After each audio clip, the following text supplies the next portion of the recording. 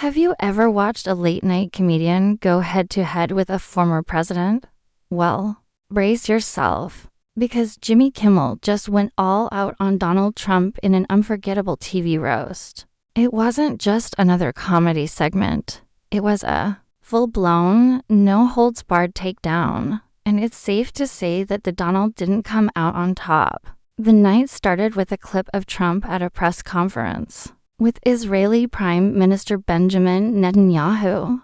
Trump dropped a bombshell of an idea. He proposed relocating everyone in Gaza, about 2 million Palestinians, and turning the area into a luxury real estate development. Yes, you heard that right, a new Riviera of the Middle East. The plan was wild, even by Trump's standards. And that's when Kimmel jumped in, delivering a comedic barrage that would make even the toughest laugh. Kimmel wasted no time hitting Trump where it hurt. He went straight for the president's ego, making fun of everything from his infamous comb-over to his past claims about shooting someone on Fifth Avenue. In true Kimmel fashion, the jabs came fast and hard, starting with playful digs at Trump's hair. He quipped, "Trump's hair is so bad, even his scalp is trying to impeach it." The audience went wild, laughing harder than you'd expect in a late-night setting, proving that Kimmel's comedic timing was on fire. But Kimmel didn't stop there. He kept the zingers rolling, taking aim at Trump's questionable diet and thin skin. He joked that Trump's skin was so orange, it might just be the result of his bad diet. He even implied that a few more vegetables could do wonders for the bad boy persona Trump likes to embrace. The jokes kept flying, and Kimmel's roast of Trump was so savage that even the president's signature tan couldn't hide his red face. The roast was a spectacle one that left even Trump's most loyal fans stunned. What made the roast even more entertaining was Trump's predictable response. True to form, Trump didn't take Kimmel's jokes lying down. He unleashed a tweet storm that made his usual online tantrums seem mild.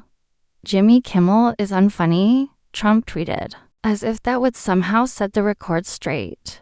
Of course, it didn't take long for Trump to go even further, bringing up Kimmel's TV ratings, something that Trump seems to obsess over. Trump tweeted, "Kimmel's ratings are so low. You need a microscope to see them." It was a classic Trump move. If you can't win with logic, go for a petty insult about TV ratings. Trump's reaction was so predictable that it almost felt scripted. It was like watching a toddler throw a tantrum in the candy aisle, except, in Trump's case, it involved demanding respect and better ratings instead of candy. The tweets kept coming, and Trump's loyal supporters rallied to his side, retweeting and liking the posts like a digital army. It's almost as if Trump's followers were proud of him for engaging in a Twitter war with a late-night host. As the night wore on, Trump's tweets grew more unhinged.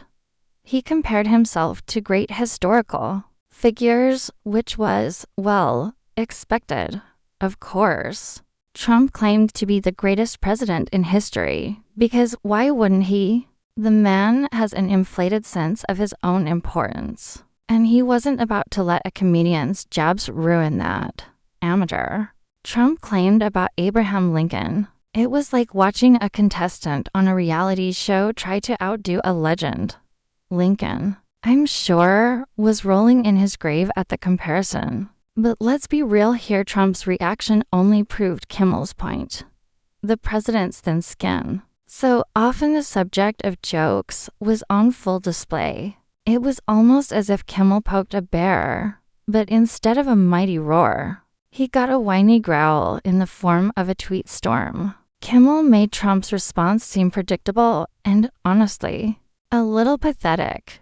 Trump's behavior showed just how little tolerance he has for criticism, especially when it comes from someone like Kimmel. In the end, it became clear that Kimmel had won the battle. The late-night host had managed to get under Trump's skin in a way that no political debate or serious journalist could. By simply being funny, Kimmel exposed the president's vulnerabilities, his ego, his obsession with ratings, and his inability to take a joke. It was a masterclass in roasting, and Trump, as always, failed to see the humor in it. But maybe, just maybe, this should serve as a lesson. After all, Trump has spent his entire life in the public eye. You'd think by now he would have developed a thicker skin, right? Maybe he needs to take a lesson from the world of comedy and learn how to laugh at himself every once in a while. After all, if you can't beat M, why not join in on the giggle fest?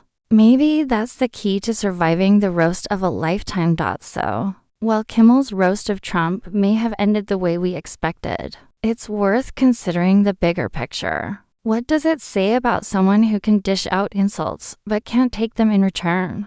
It's easy to point fingers at others, but true strength comes from the ability to laugh at yourself. And right now, it seems Trump has a long way to go before he masters that skill.